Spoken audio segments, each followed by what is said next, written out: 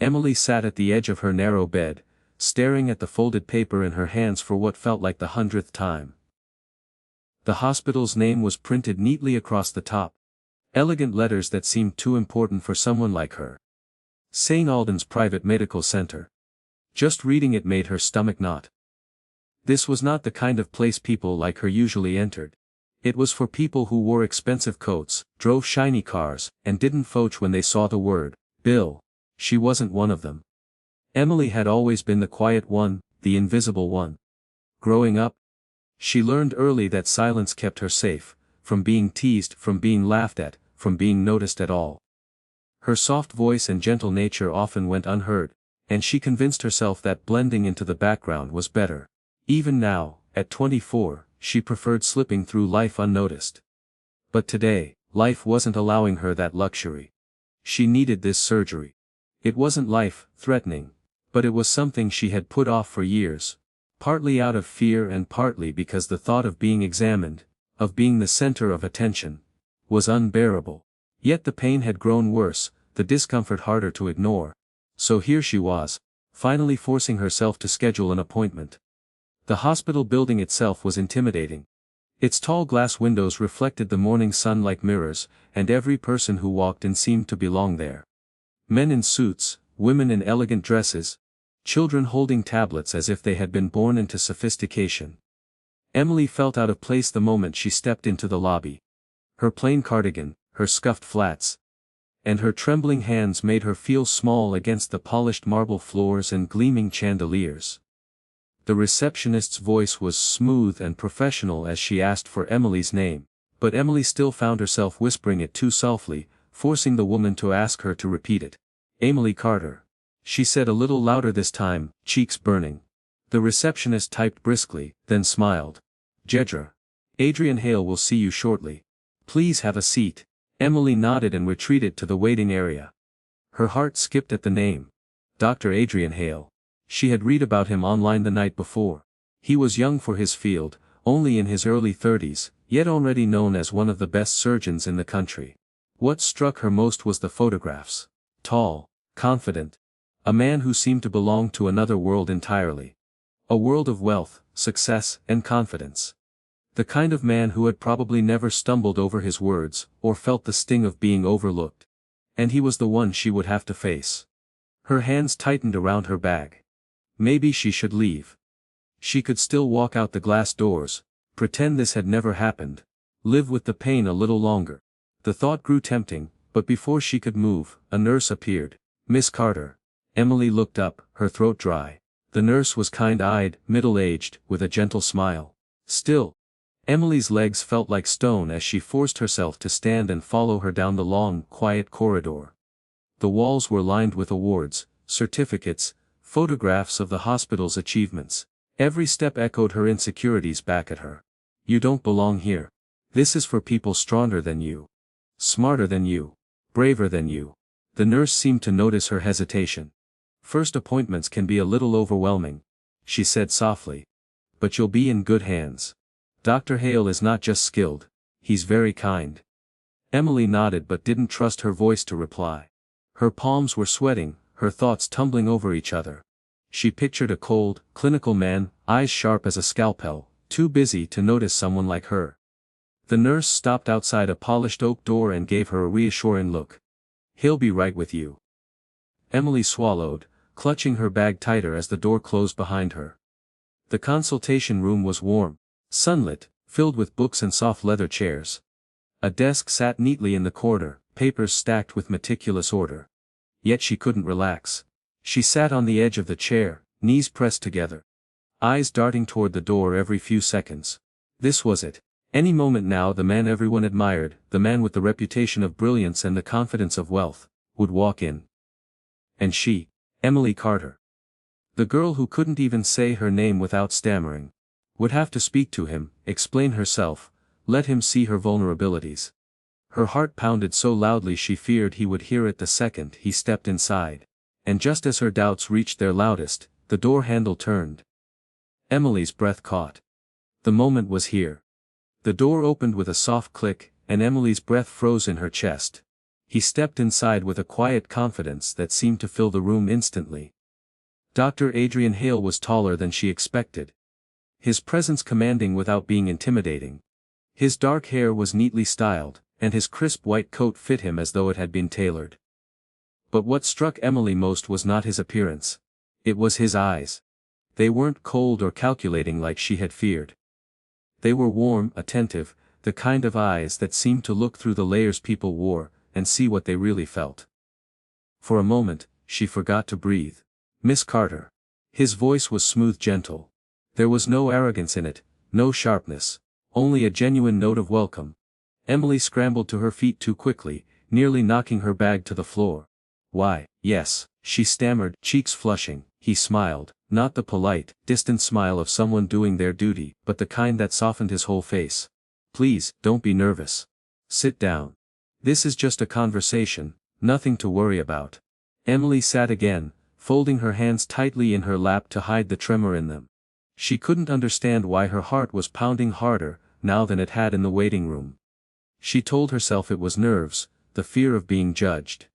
But a small, unshakable truth was beginning to whisper in her mind. It wasn't just fear. It was him. Adrian moved to his desk, glancing briefly at her file before setting it aside. "Before we get into anything technical, I'd like to get to know you a little. Tell me, what brings you here today?" Her throat tightened. She had rehearsed this moment, prepared to explain her condition in clipped, clinical words, but under his steady gaze, all her rehearsed lines evaporated. She twisted the strap of her bag. I'd been having problems for a while," she managed, her voice barely above a whisper. "It's nothing urgent, but it's uncomfortable. And it's not getting better." He leaned forward, resting his arms lightly on the desk. "Thank you for being honest with me, Emily. That's the first and most important step." Emily blinked. Most doctors she'd met in her life had spoken in clipped tones, their eyes on charts, their hands already reaching for prescriptions. But Adrian was looking directly at her. As though nothing else mattered in this moment but her words. Her cheeks warmed. "It's hard for me. Talking about it. About myself. I understand," he said softly, as though he really did. "Many patients feel that way, but I want you to know. This is a safe space. I'm not here to judge you. I'm here to help you. And the more comfortable you feel, the better I can do that." Emily felt a strange loosening in her chest, as if his words had unlocked something. Still, she kept her gaze low, afraid that if she met his eyes too long, he would see everything. Her fear, her self-doubt, and the unexplainable flutter of attraction she was already battling. Adrian, sensing her hesitation, shifted gears. He didn't bombard her with medical terms or rush her explanations. Instead, he asked gentle questions about her daily life, her routines, her comfort levels. Each question was framed with care, as though he were inviting her into a conversation rather than conducting an interrogation. And slowly, Emily found herself answering. Haltingly at first, then with a little more ease. He listened without interrupting, occasionally nodding, occasionally offering small reassurances. Not once did he glance at the clock. Not once did his eyes wander away from her face. The more he listened, the more she realized how rare this was. Someone giving her their full attention. For someone like Emily, who had always lived in the shadows, it was almost overwhelming. At one point, she caught herself studying him in return. His sleeves were rolled just enough to reveal strong, capable hands, but his movements were unhurried, almost graceful. His posture was straight, confident, yet somehow unassuming. And when he smiled, oh when he smiled, it was as though the room itself became lighter. "You're doing very well," he said at one point, as though he could sense her struggle. "Most patients don't realize how brave it is to come in at all. You've already done the hardest part." The praise caught her off guard. Brave. She had never thought of herself that way. Stoic. Invisible. Those were the words she had always carried. But in his voice the word, brave, didn't feel like a lie. Her heart fluttered dangerously. Adrian jotted a note on her file, then looked up again.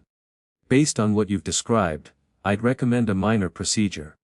It's straightforward, very safe, and it should give you significant relief. But the decision is always yours. We'll go at your pace." His words, his patience, it was unlike anything she expected. For the first time since entering the hospital, She didn't feel like an intruder in a world that didn't belong to her. She nodded slowly. I think I want to go ahead. I don't want to be a burden. Adrian's brow softened. And he leaned back slightly, studying her. Emily, he said gently, you're never a burden. Wanting to take care of yourself is not a burden. It's a right. And you deserve it. The sincerity in his voice nearly undid her. Her eyes burned with the threat of tears, and she ducked her head quickly, pretending to adjust the strap of her bag. He didn't press her. He only smiled again, that same reassuring smile that made her feel seen in a way she wasn't used to. We'll schedule the surgery for a time that works for you. I'll be there with you every step of the way. You have my word. For a man who had everything, money, reputation, brilliance. His words were unexpectedly personal. And for a shy girl who had never dared to hope for more than invisibility, it was almost too much. She nodded again, quietly, her heart racing. And as she left the consultation room with the nurse a few minutes later, Emily realized something terrifying and wonderful at the same time. She trusted him. And worse, she wanted to see him again. The morning of the surgery dawned gray and heavy, the kind of sky that made the world feel muted. Emily sat in the back of the taxi, her fingers clenched around the strap of her bag as the hospital came into view. The building looked even more imposing today, its tall glass windows and gleaming white walls reflecting her own trembling nerves back at her. Her chest tightened. She almost told the driver to turn around to take her back home, to pretend she had never agreed to this. But then she remembered Adrian's words from their consultation. You're not a burden, Emily. You deserve this. The memory kept her rooted in her seat until the car stopped. Even then, she hesitated, staring at the wide entrance doors. The taxi driver glanced at her in the rearview mirror. You okay, miss? Emily forced a nod, paid him with shaky hands, and stepped out. Her legs felt unsteady, her breath shallow. The hospital staff greeted her kindly, but their practiced smiles couldn't calm the panic swirling in her chest. She was led into a pre-op room, where the sterile smell of antiseptic clung to the air. The nurse gave her a gown, and as Emily changed, her hands shook so badly she dropped the ties twice before fastening them.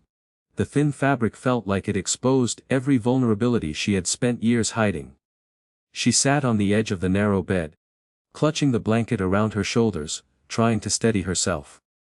But the longer she waited, the louder the doubts became. You shouldn't be here. You're not strong enough for this. What if something goes wrong? What if they laugh at how scared you are?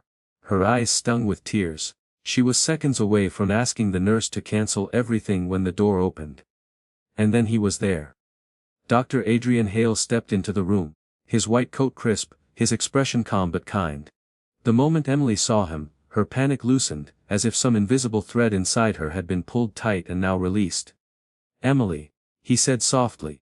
Not with the tone of a doctor addressing a case, but with the warmth of someone speaking to a person who mattered. How are you feeling? Her throat worked around words that wouldn't come. I'm scared, she whispered, ashamed to admit it. Adrian didn't dismiss her fear or try to rush her. Instead, he pulled up a chair and sat beside her bed, lowering himself to her eye level. That's completely normal. Most people feel the same way before surgery. Fear doesn't mean weakness. It means you understand the importance of what's about to happen. Emily blinked at him, her breath catching. No one had ever framed her fear as something human instead of something shameful. He smiled gently. But here's what I want you to remember: you're not alone in this. I'll be right there with you. The entire time. Nothing happens without me knowing, and nothing happens that you don't agree to. You're safe, Emily. Those last words, "you're safe," landed deep in her chest. She clung to them, like a lifeline. Her eyes stung again, but this time it wasn't from fear. It was from the overwhelming relief of being understood. Adrian glanced at her trembling hands and, without hesitation, reached out. May I? He asked softly. She nodded, and he gently took her hand in his. His touch was steady, grounding, the opposite of her quivering nerves. He didn't let go until her breathing began to slow, until the color returned faintly to her cheeks. There you go. He murmured, as if guiding her through the moment. You're stronger than you think. Emily swallowed hard, torn between gratitude and the strange, dangerous warmth blooming in her chest. He was her doctor, she shouldn't feel this way. And yet the connection was undeniable. The nurse returned with final preparations, checking vitals and explaining the next steps. Emily tried to listen. But her focus remained on Adrian's presence beside her. His calm steadiness was louder than the beeping machines or the rustle of papers. When it was time to move her to the operating theater, Emily's panic surged again. But before she could spiral, Adrian leaned closer, his voice low and reassuring. "Emily, look at me." Her eyes, wide and frightened, found his. "You're going to be fine. Trust me." She didn't know how or why, but she did. She nodded faintly, and for the first time since arriving, she let herself breathe. The surgery itself was a blur. She drifted into sleep under anesthesia with the echo of his voice, "Trust me," still in her ears. When she woke, it was to the faint sound of machines humming and the soft glow of recovery room lights. Her body felt heavy. Her mind foggy, but the first thing she noticed was not the nurse at her side or the dull ache in her body. It was him. Adrian was there. He was seated in a chair by her bed, his posture relaxed but his gaze alert, as though he had been waiting for this exact moment. When her eyes fluttered open, his expression softened instantly. "Hey," he said quietly, leaning forward. "You're awake." Her lips parted. But her voice came out hoarse. "You stayed." He smiled, that same smile that had calmed her from the very beginning. "Of course I stayed. I wanted to make sure you were okay." The nurse gave him a knowing glance but said nothing, excusing herself to check on another patient. Adrian remained. Emily felt a warmth in her chest that had nothing to do with the anesthesia. No one had ever stayed like this for her before. No one had ever chosen to. And the thought that someone as accomplished, as untouchable as him, had decided to stay by her side left her both stunned and deeply moved. "You did great," Adrian continued. "Everything went smoothly. You're going to recover beautifully." Her throat tightened with emotion. And she blinked back tears. "Thank you," she whispered. And for the first time as she drifted back into the haze of recovery, she realized it wasn't just gratitude she felt. It was something far more dangerous, far more tender. She was beginning to fall for him. The days after the surgery blurred into a rhythm of rest, medication, and the occasional nurse checking her vitals. Emily healed faster than she expected. But her body wasn't the only thing in recovery.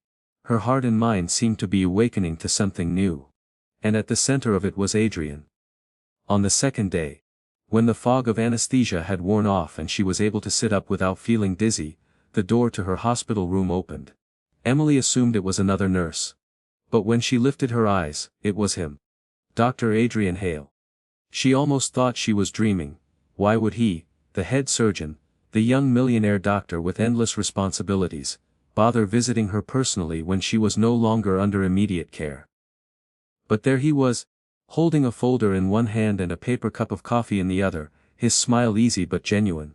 "Good morning," he greeted, his voice warm as sunlight. "How are you feeling today?" Emily's heart stumbled over itself. She pulled the blanket tighter around her, trying to hide the way her cheeks heated. "Better," she murmured, her voice soft, still a little sore. "That's normal," Adrian assured her, stepping closer to the bed. "You're healing very well. I checked your reports myself." Her brows furrowed slightly. "You checked?" "Of course," he said as though it was the most natural thing in the world. "I wanted to be sure." The idea that he had personally followed up on her file sent a warmth through her chest she couldn't explain. She wasn't just another patient to him. Not when he looked at her like that, with attention that seemed far too personal for the clinical distance she had expected. As the hours turned into days, his visits became regular. At first she thought it was coincidence. He was simply checking in, making sure his patient was recovering properly. But the more it happened, the less it felt like duty. He didn't just ask about her vitals or her pain level. He asked about her.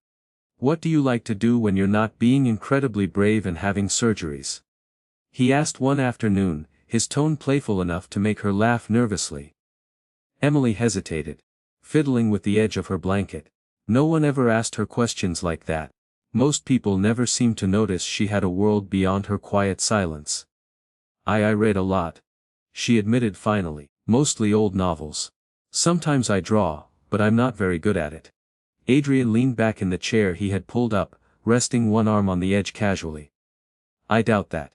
People who think they're not good usually have more talent than they realize. She glanced at him, caught off guard by the sincerity in his tone. Why do you say that? He shrugged lightly. Because humility tends to follow talent. And I don't see you as the type to exaggerate yourself. The compliment left her quiet, her heart fluttering in a way that had nothing to do with her healing body. Another day, when he visited in the evening, the room bathed in golden sunset, he surprised her with a question that dug deeper. Emily, he said gently. Why do you always look away when you talk about yourself? She froze, her fingers tightening around the blanket. I don't know, she whispered, though she knew very well. Because she was used to being invisible. Because it was safer not to be seen. Adrian's gaze softened. You matter, you know. Your words, your feelings, your presence. It all matters. Her throat closed. No one had ever said those words to her. Not once in her life. Her voice cracked when she finally managed. I've always felt like I don't belong anywhere. Like people don't really notice me. I guess it became easier not to expect it. The silence that followed wasn't heavy. It was thoughtful. Adrian leaned forward slightly, resting his hands on his knees. His eyes held hers with such intensity that she almost looked away, but this time she didn't. I know that feeling, he admitted quietly. Emily blinked, stunned. But you're. She gestured vaguely at him, at his tailored coat, his presence, his entire life that seemed so far above hers. You're everything I'm not. He gave a small, almost sad smile. I may look like I have everything. Money, reputation, success. But most of the time, people only see those things. They don't see me. Not really, they see the last name, the wealth, the status. But not the person who just wants to be understood. His confession left her breathless. The contrast between them, her invisibility and his overexposure, suddenly felt like two sides of the same coin. And for the first time in her life, Emily didn't feel so alone. Over the next few visits, their conversations grew easier, deeper.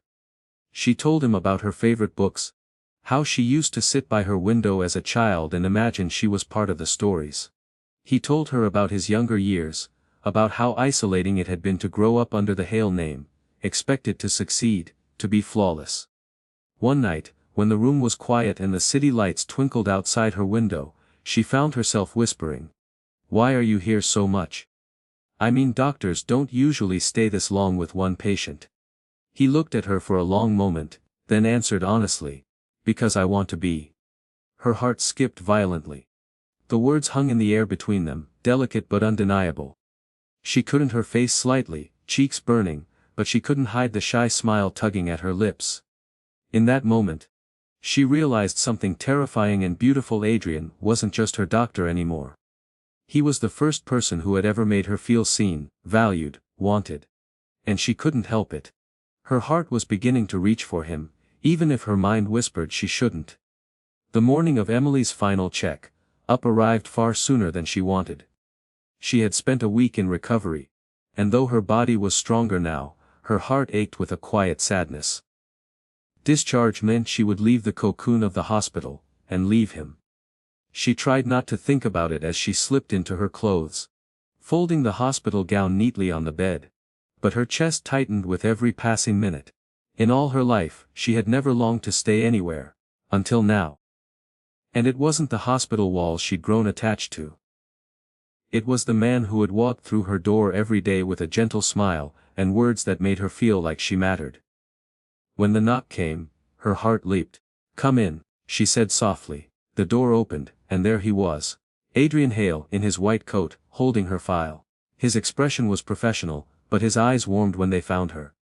Emily, he said, stepping in. How are you today? Her lips curved faintly. Better, much better thanks to you. He smiled, setting the file aside as if it were the least important thing in the room. Your results look perfect. The surgery was a success, and your healing is right on track. I'm discharging you today. The words landed like a weight in her chest. She nodded, lowering her eyes to hide the sadness she couldn't quite mask. That's good. Thank you for everything. As she hesitated, fumbling with her bag. I know you're busy, and I'm probably just another case to you, but... Her throat tightened. She forced herself to look up at him, her shy eyes shimmering with emotion. I just wanted to say, I'll never forget your kindness. You made me feel safe. You made me feel seen. Adrian's expression softened instantly. He moved closer till he was standing at the side of her bed, his voice low and steady. Emily. Don't ever think you were just another case. Her breath caught. He studied her face for a long moment, as if weighing whether to take the step he'd been holding back all along. His usual professional restraint faltered, replaced by something far more personal, far more vulnerable. You've been brave in ways most people can't imagine, he said. But more than that, you've reminded me what it means to really connect with someone. Not through status. Not through reputation. Just honestly. Her heart hammered against her ribs. Adrian, she whispered, her voice trembling. He hesitated for just a fraction of a second, then gently took her hand. The same way he had the morning of her surgery. Emily. He said softly, our story doesn't have to end here, in this hospital. The words stunned her. She stared at him, wide-eyed, her heart tripping over itself. Wook, what do you mean? He gave a small, almost nervous smile. The kind that revealed he wasn't just a polished millionaire doctor, but a man risking his heart. I mean, if you're willing, I'd like to see you again. Outside of all this. No gowns, no charts, no hospital walls. Just you and me. Her cheeks flamed, her breath hitching. She could hardly believe what she was hearing. For so long she had told herself she was invisible. That no one would ever look past her shyness to see the woman she truly was. And yet here he was, the man she thought lived in a world far beyond hers. Offering exactly that. Her voice shook. And she bit her lip. For once, though she bit her to hide, I'd like that, more than anything. Relief washed over his face, softening into a smile that reached his eyes. He squeezed her hand gently. Then it settled. Once you're fully rested, dinner, my treat. And this time, he teased lightly. You're not allowed to call yourself a burden. She laughed, the sound shy but unguarded, and in that moment, something shifted. For the first time in her life, Emily didn't feel small, she didn't feel invisible, she felt chosen. Adrian's gaze lingered on her, and though he didn't lean closer, professional lines still mattered. For now, there was a promise in his eyes. A promise that this was only the beginning. As she left the hospital later that day, the sun shining brighter than it had in weeks, Emily carried more than her bag over her shoulder. She carried the warmth of his words, the memory of his hand in hers, and the quiet, thrilling hope that her life was about to change. For the shy girl who had spent years hiding from the world, the greatest surgery of all had not been on her body, but on her heart. And the young millionaire doctor was the one who had healed it.